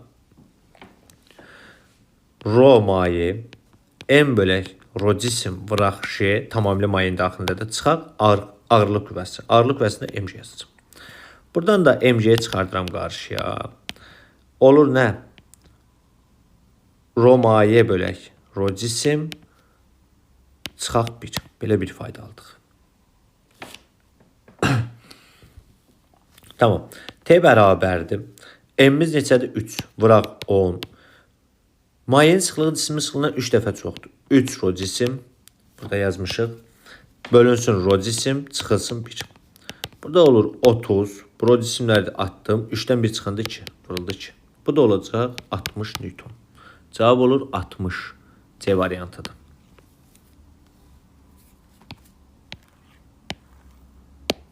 Dördüncü sual. Aerometrlər nəyi ölçür? Aerometr mayenin sıxlığını ölçən cihazdır. C variantı. Birləşmiş qablardakı bir-birinə qarışmayan 1, 2 və 3 mayələrin sıxlıqları arasında hansı münasibət doğrudur? Yadınızda qalsın ki, sıxlığı çox olan birləşmiş qablarda mayenin hündürlüyü az olur. Yəni, mayələrin qalxma hündürlükləri sıxlıqlar nisbəti ilə tərs asılıdır. Harda maye çox qalıbsa, onun sıxlığı deməli azdır. Onda 1 ilə 2-yə baxsam, ρ1 kiçikdir ρ2-dən. Bunu deyə bilərəm. 2 ilə 3-ə baxsam, 2-nin sıxlığı da 3-ün sıxlığından kiçikdir. Bax, belə yazdıq. İndi onda burada ən böyük sıxlığa malik hansıdır? Ən böyük sıxlığa malik 3-dür. Ən az hansıdır bəs? 1-dir da. Onda ρ1 kiçikdir ρ2-dən, o da kiçik nədən? ρ3-dən. Deməli, cavab olacaq C variantı.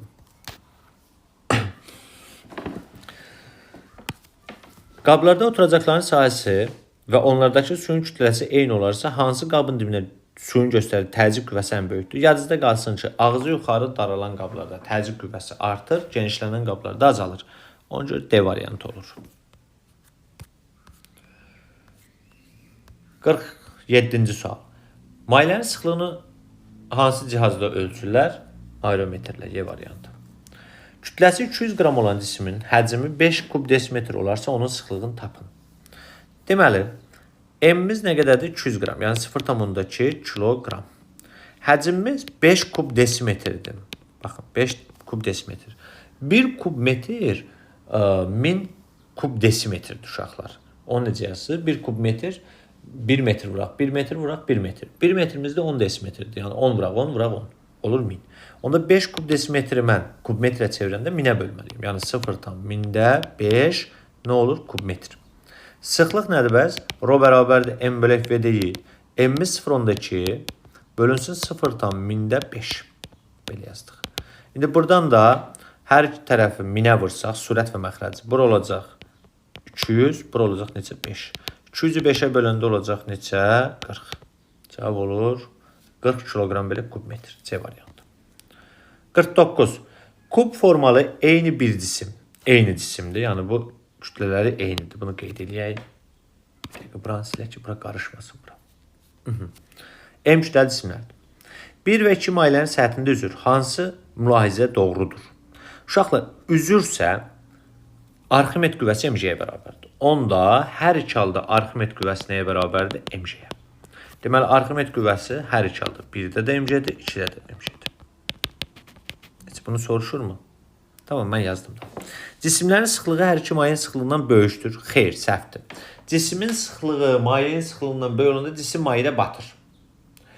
Birinci mayenin sıxlığı ikinci mayenin sıxlığından böyükdür. Bəli, bunu hardan bilirəm? Fikir versəz, cisim, belə deyək də, birinci mayedə az batır. Batan hissənin həcmi rho cisim bölək rho maye vuraq V cisimdir da. Mayenin sıxlığı artdıqca batan hissənin həcmi nə edir? Azalır. Birinci mayedə daha az batdığı üçün bu cisim, birinci mayenin sıxlığı daha böyükmüş deməli. 2 düzdür. Cisimə birinci mayedə təsir edən Arximed qüvvəsi ikinci mayedəkindən kiçikdir. Xeyr, bərabərdir. Üzürsə Arximed mc-yə bərabərdir. Eyni cisimcə kütlə sabitdir onda. Bu da səhvdir. Yalnız 2 olur. A variantı. 2016-cı ildə qəbula düşüb. 50-ci sual. 30 litr həcmli ağzı bağlı qabdan müəyyən qədər sıxılmış hava var. Havanın yarısını qabdan buraxdıqdan sonra qabda qalan hava neçə litr olar? Çox vaxt uşaqlar burada səhvli eləyir. Götürüb 15 yazılır. Uşaqlar, qazlar həcmində saxlamır, formasında saxlamır. Yəni, qazların həcmi anlayışda elə bir şey yoxdur. Əslində, qazların həcmi olduğu qabın həcmini tutur. İndi mən bura 30 litri bir qab götürmüşəm və bura hava doldurmuşam da. Qabın həcmi 30 litrdirsə, bu havanın həcmi 30 litr olacaq. Birinci halda 30 litrdir. İndi mən bunun ağzını açıb yarısını buraxsam, qabın həcmi dəyişməyəcək ki. Qabın həcmi olduğu kimi qalır da, elə. Olduğu kimi 30 litr qaldı. 30 litr qaldı. Bax, belə düşünək. Biraz səlqəsiz oldu. Aha. Yenə burada düzdür. Qazın kütləsi azalacaq, amma həcm dəyişməyəcək. 30 olacaq. Yəni, qazların həcmi deyəndə bu qabın həcmi başa düşülür. Qabın həcmi nə qədərsə elə qazın həcmi də o qədər olur. Bura istəyirsən 20 kiloqram qaz yığ, istəyirsən 30 kiloqram qaz yığ. Yəni, sənin qabı həcmi 30 litrdirsə elə qazın həcmi də 30 litr olacaq. Cavab olur D variantı ona görə.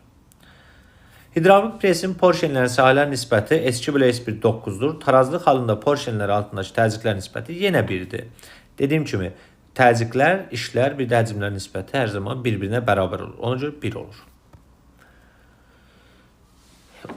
Maye ilə dolu qabı tərsinə çevirdikdə mayenin qabın dibinə göstərdiyi təzyiq və təzyiq qüvvəsi necə dəyişər? Baxın. Bunu gəlin tərsinə çevirək.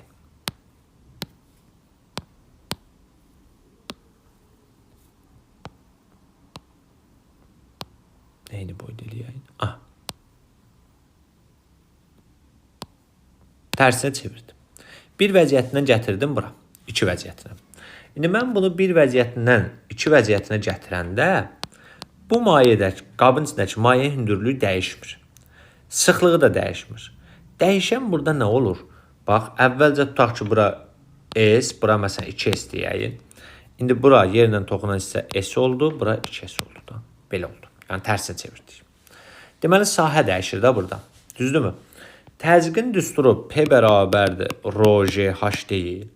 Rho sabit. Yəni qabın içindəki mayenin sıxlığı dəyişməz ki, J də sabit, H da sabit. Əvvəl məsələn bu hündürlük H idisə, yeni H olacaq. Ağzına qədər dolu bir qabdır bu maye ilə. Deməli H dəyişmədi, J dəyişmədi, rho da dəyişmədi. Onda təzyiq nə olar? Dəyişməz bir vəziyyətdən 2 vəziyyətinə gətirəndə. Yəni P1 P2-yə bərabər oldu.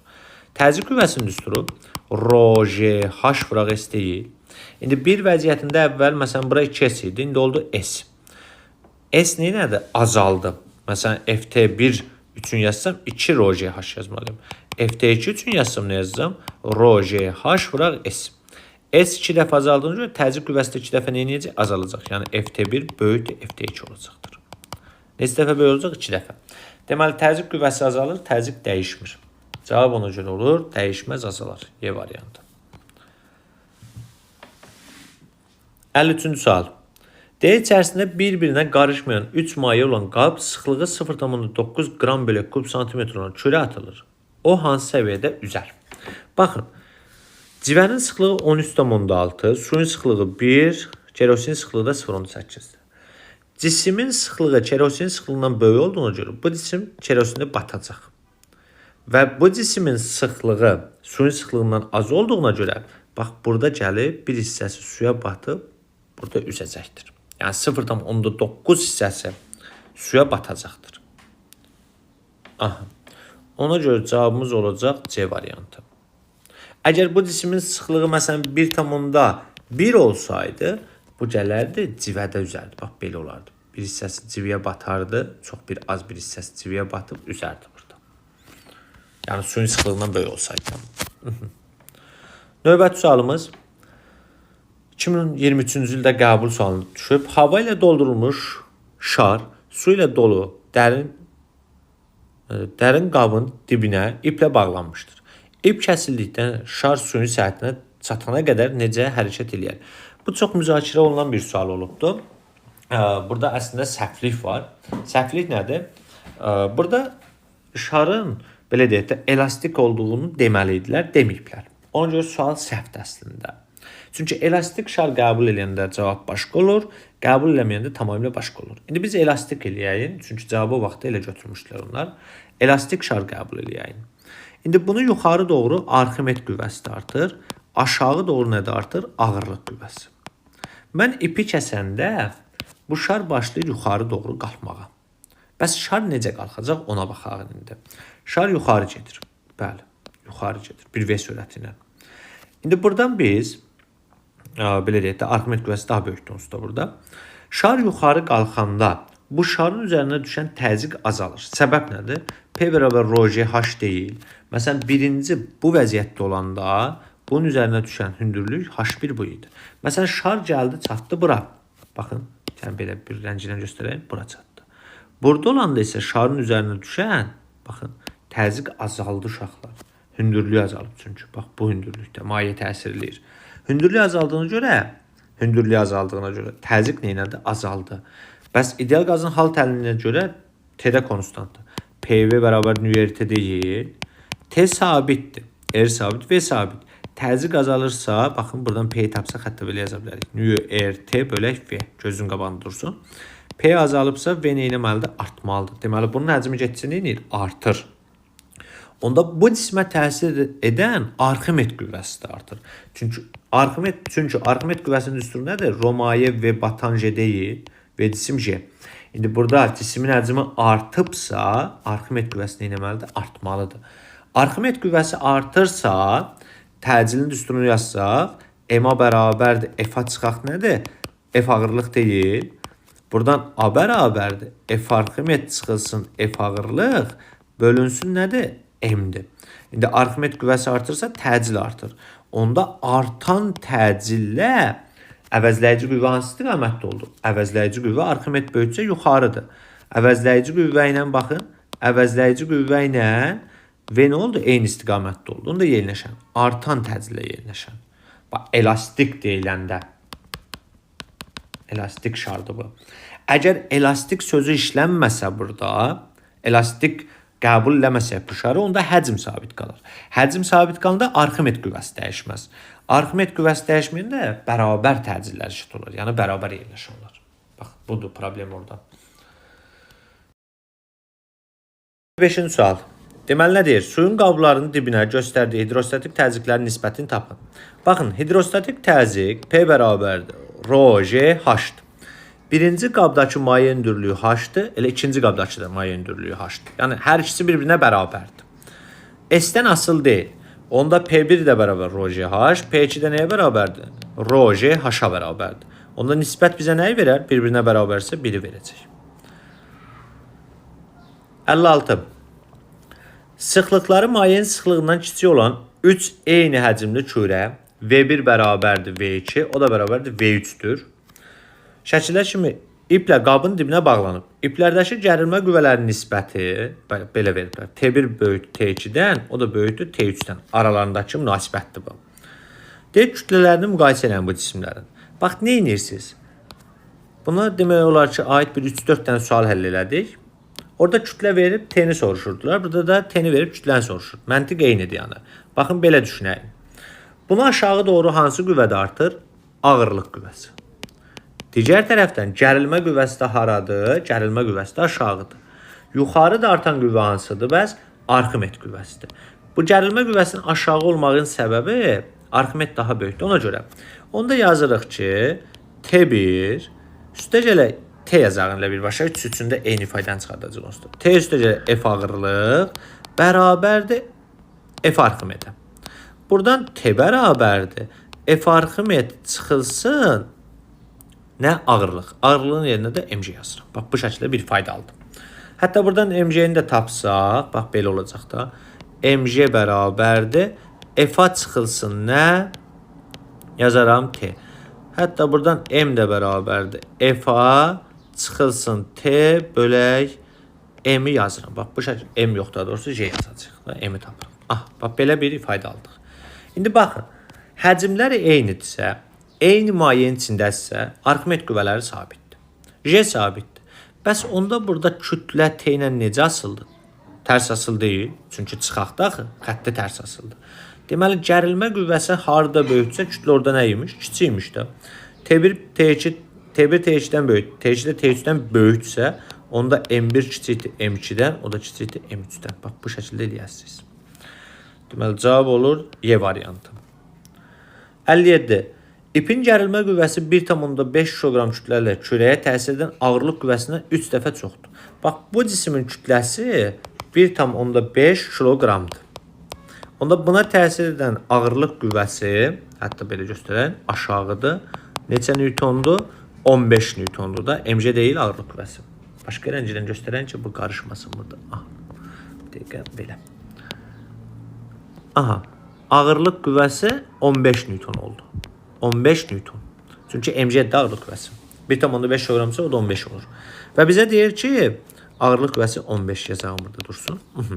Gərilmə qüvvəsi təsirin ağırlıq qüvvəsindən 3 dəfə kiçikdir. Onda T nəyə bərabərdir? F-a bölünsün nə? 3-dür da. Bu da oldu, deməli, 15 bölək 3. Bu da oldu 5 newton. Arximet qüvvəsi deyir neçə newtondur? Baxın, gərilmə qüvvəsi də aradı, aşağıdır. Arximet qüvvəsi bu cismi arada artır, yuxarıda artır. İndi tarazlıqdadırsa onda yazacağım F-a bərabərdir. Yuxarı təsir edən qüvvə, aşağı təsir edən qüvvələrin cəminə. F ağırlığı. T-imiz neçədir? 5 tapdıq. Ağırlıq qüvvəsi 15. Onda Arximet qüvvəsi oldu neçə? 20 newton. Cavab olur 20. Deyir, qab sıxlıqları Rho1 və Rho2 olan və bir-birinə qarışmayan mayelərlə doldurulmuşdur. Sıxlığı Rho olan cismi şəkildə göstərilən vəziyyətdə tarazlıqdadır. Sıxlıqlar arasında hansı münasibət doğrudur?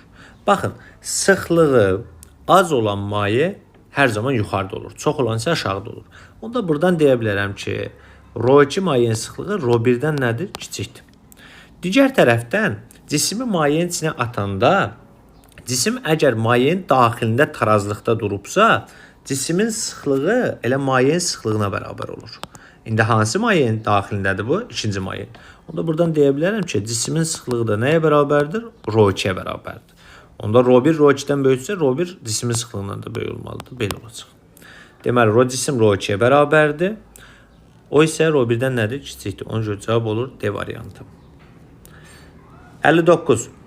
Eyni cisim müxtəlif mayeləri saldıqda iplərdə yaranan gərilmə qüvvələri arasında münasibət T1 böyük T2, o da böyükdür T3 olur. Mayələrin sıxlıqları arasında hansı münasibət doğrudur? Baxın, buranı siləyim. İndi belə düşünəyin. Eyni cisimdir. Eyni cisim isə bunların kütlələri nədir? Eynidir. mg də artır aşağı bunu. Ağırlıq qüvvəsi mg də artdı aşağı. Digər tərəfdən eyni cisim müxtəlif mayeləri saldıqda, eyni cisimdir, müxtəlif mayeləri salırıq. Mayelər fərqliymiş burada. Bunu yuxarı doğru itələyən bir də Arximet qüvvəsi var. Bax, F da yuxarıdır. İndi tarazlıq şərtini yazsaq, T1, T yazağını ilə birbaşa, üst üçündə ifadə edəcəyik. T üstəcə FA bərabər nəyə? mg-yə. Hər üçündə bu kütlələr eynidir. Eyni cisimdən söhbət gedir. Çünki mg, bu da mg-dir. Bax, belədir. İndi nə edirik burada? Buradan T-ni tapsam, T bərabərdir. mg çıxaq, F Arximet yazacağım. mg çıxılsın, Arximet qüvvəsinin ρ maye, V, J yazıram. İndi gərilmə qüvvəsi burada. Gərilmə qüvvəsi mayenin sıxlığı ilə necə asıldı? Xəttdə tərs asıldı. Yəni, mayenin sıxlığı artdıqca gərilmə qüvvəsi azalır. Onda gərilmə qüvvəsi harda böyükdür? T1 böyükdür T2, o da böyükdür T3-dən. Bəs mayenin sıxlığı ilə tərs asılı deyil. T1 böyüksə orada mayenin sıxlığı nə olmalıymış? Az olmalıymış da. ρ1 kiçikdir ρ2-dən, o da kiçik nədən? ρ3-dən. ρ3-dən, bax, belə olacaq. Deməli, ρ1 kiçikdir ρ2-dən, o da kiçikdir ρ3-dən. Cavab olur A variantı ona görə. Yəni, qüvvələri düzgün göstərsəz burada, məsələ həll olur. 60-cı sual. Mayenin daxilindəki kub formalı cisim maye tərəfindən təsir edən F1, F2 və F4 təzyiq qüvvələrinin modulları arasında hansı münasibət doğrudur? İndi nə edirik? Baxın, F4-dən F3-ə baxsaz, bunlar cismin belə deyək də, sağ və sol tərəfindən təsir ediblər. Təzyiq qüvvəsinin düsturu, mayenin təzyiq qüvvəsi, ρ maye, J, H vuraq S-dir. İndi burada ρ eyni, H eyni, S eynidir. Kub formalı cisimdir. Hündürlüyə baxıram. Baxın, F4-ə qədər olan hündürlük bu H4-dür. F3-ə qədər olan hündürlük də H3-dür. Hündürlüklər də eynidir. Deməli, H4-lə H3 də nədir? Eynidir. Onda F4 bərabərdir F3 yaza bilərəm mən burada. Bax, bunu yazdıq, durdu burada. Gəlirəm indi F2 ilə F1-ə baxmağa. Bax, F2-yə qədər olan hündürlük budur. H1 budur. F1-ə qədər olan hündürlük. F2-yə qədər olan hündürlük isə bax, bu qədər olandır. H2 də budur. H3. Daha doğrusu H2, bəli. H2, bax, bura qədər olan hündürlükdür. Biraz yaxşı görünmədi bu. Təzdən çəkəyin uşaqlar. Bax, bunu belə uzadağım buradan. F3-ü. Belə çıxardağında bax, bura. H3 də budur. Yəni, F2-yə qədər olan, daha doğrusu F2-yə qədər olan hündürlük. Bu F3-dür, o heç. Bax, bura qədər olan hündürlük. H2-dir. H1 də burada nədir? H2-dən kiçik deyil. Aha, ən böyük H2-dir da. Onda nə yazacaq? Baxacaq bura. F bərabər ρ maye J H vuraq S deyil. Onda F1 kiçik nədən? F1 kiçikdir, F2-dən yaza bilərik. Deməli, F3 F4-ə bərabərdir. F1 də kiçik nədən? F2-dən. Ona görə cavabımız olacaq A variantı. Arximet qüvvəsi buradan gəlir. Düsturun yan çıxarışı buradan çıxardırıq. Sonra 61. 40 kilogram kütləli daş suda bərabər sürətlə 1 metr hündürlüyə qaldıran zaman dartı qüvvəsinin gördüyü şey hesablayın. Deməli, 40 kilogram kütləli bir daşımız var. Suyun daxilindədir. Bax, bu bizim qabdır. Burada suyumuz var. Burada 40 kilogramlıq bir daş qoymuşuq. Bax, belə bir daşımız var.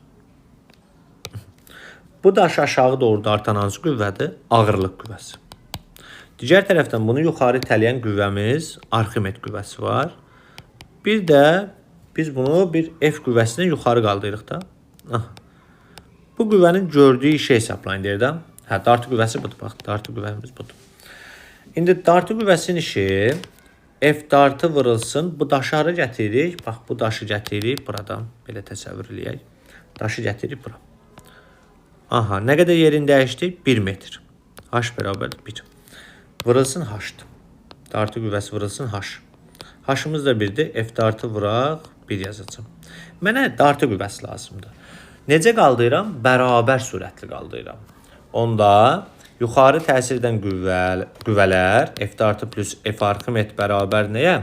F ağırlığa.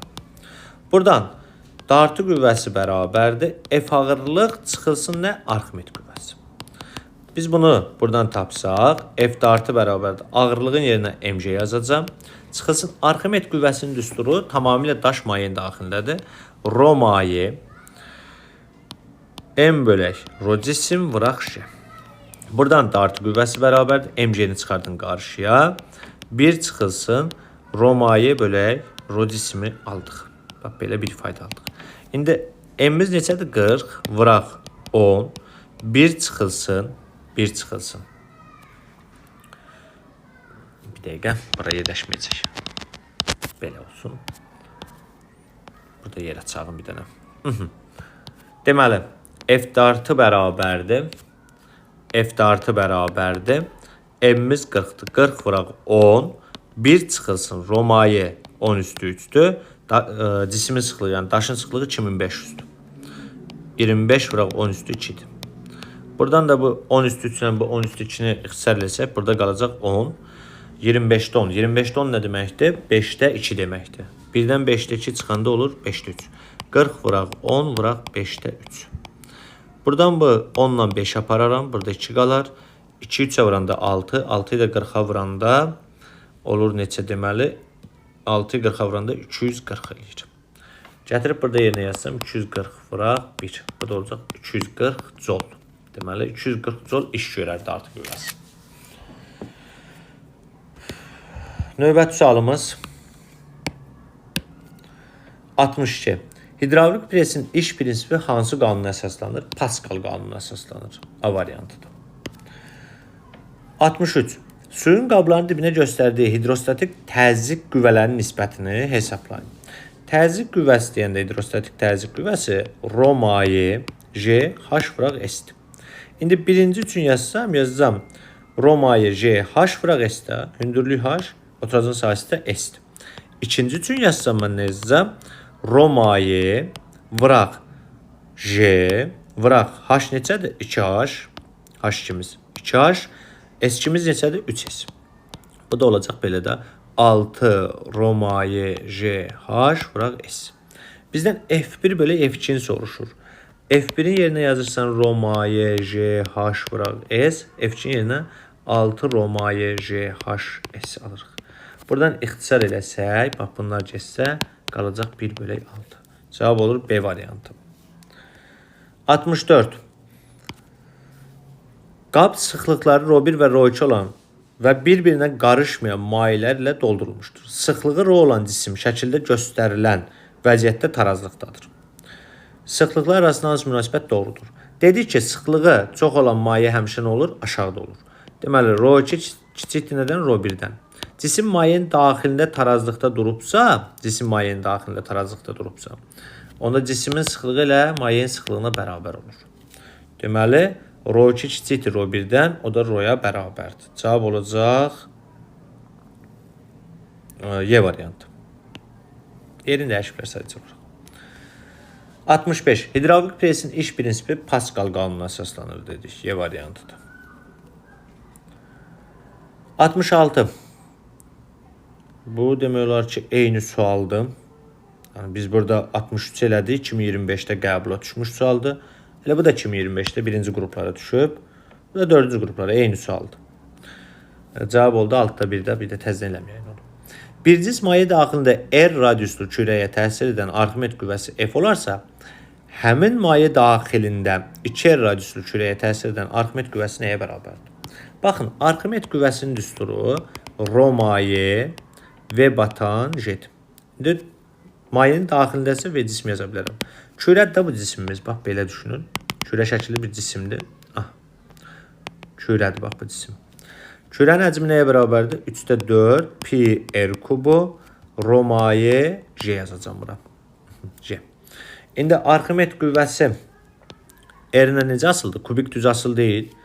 İndi radius R olanda F-dirsə, 2R olanda radius neçə dəfə artırdım? 2 dəfə. Arximet qüvvəsi neçə dəfə artar? 8 dəfə artar da. Kubik düz asıldaq. 8 dəfə artacaq. Olacaq 8 dəfə. 68. Buna aid suallar işlədik bayaq. Eyni suallardır. Bura nəyə göstərirdi? Bizə P0 göstərirdi. Bura 20-dirsə, onda bura da 20-dir. Belə. Arximet qüvvəsi onda neçədir? 20 Newtondur. Aerometrin iş prinsipi hansı qanuna əsaslanır? Dedik ki, hansı qüvvənin təsirinə əsaslanır? Arximet qüvvəsinin Y variantı.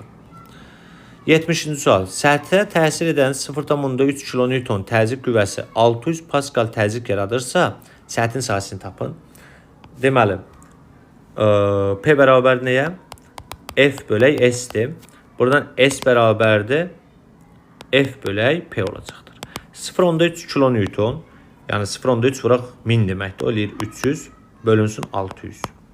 Bu da eləyəcək 0,5 kvadrat metr. C variantı. 71. Sabit təzyiqdə verilmiş kütləli ideal qazın mütləq temperaturunu 1,5 dəfə artırdıqda. Bax, təzyiq sabitdir, P konstantdır. İzobar prosesdir. Temperatur neçə dəfə artıram? T2 bərabər 1,5 T1. Həcm onun artıranda onun həcmi 0,7 kub metri artıb. Yəni V2 bərabərdir V1 plus 0,7. Qazın başlanğıc həcmini deyə tapın. V1 bərabər suala. İzobar prosesdə V ilə T necə asıldı? Düz asıldı. Onda yazırıq ki, V2 bölək V1 bərabərdir nəyə? T2 bölək T1. Buradan V2-nin yerinə yazırıq V1 plus 0,7 bölək V1 bərabər T2-nin yerinə 1,5 T1 yazırsınız. Bölək T1. Buradan T-ləri ixtisar eləsək, T-lər gedər. Çarpaz vursaq olur 1,5 V1 bərabərdir V1 plus 0,7. Buradan da alırıq ki, bunu keçirsək bu yana. V1-i bu yana açsam olacaq 1,5 V1 çıxaq. V1, bu da eləyir 0,5 V1 bərabər 0,7-yə. Bölsək buranı. Deməli, V1 bərabərdir 0,7 bölək 0,5. Bu da nə deməkdir? 5-də 7 deməkdir. Bu nə deməkdir? 1,5-dəki 1,4 deməkdir o da. Cavab olur B variantı. 72. Qapalı qabdakı ideal qazı soyutsaq, onun təzyiqi və sıxlığı necə dəyişər? Qapalı qabdırsa nə sabitdir? İzoxordur, V konstantdır. İzoxor prosesdə Rho da sabitdir, Rho da konstantdır. Sıxlıq deməli dəyişməz. Nə edirik? Soyduruq. Soydanda ideal qazın hal təlini PV bərabər nÜRT deyil. V sabit, nÜ sabit, R sabit. T azalırsa P-də nə edəcək? Azalacaq. Təzyiq azalar deməli, sıxlıq dəyişməz. Azalar dəyişməz. B variantı. Mayələrin sıxlığı hansı cihazla ölçülür? Aerometrlə ölçülür dedik. Newton bölək metr kvadratı bu təzyiqin vahididir. 1 Pascal deməkdir bu. Cavab olur onda təzyiq vahidi. D variantı. Təzyiq hansı cihazla ölçülür? Manometrlə ölçürlər təzyiqi. B variantı. Müxtəlif mayelərə batırılmış cismə təsir edən Arximet qüvvəsinin cismin mayeyə batan hissəsinin həcmindən asılıq qrafiki verilmişdir. Hansı qrafik mayenin sıxlığının ən böyük qiymətinə uyğundur? Arximet qüvvəsinin düsturunu yazın. F-a bərabərdir Rho maye, V batan, J yazıram. Buradan Rho maye bərabərdir F-a bölünsün, V batan, J yazarsınız. Müxtəlif mayelərdir. J sabitdir. İndi asılığa baxanda mayenin sıxlığı Arximedlə düz, batan hissənin həcmi ilə necə asılı oldu? Tərs asılı oldu. Deməli, belə məsələlərdə nə edirsiniz? Birini sabitləşdirin. Məsələn, bir dənə perpendikülər çəkin. Bax, buradan belə bir perpendikülər çəkdim.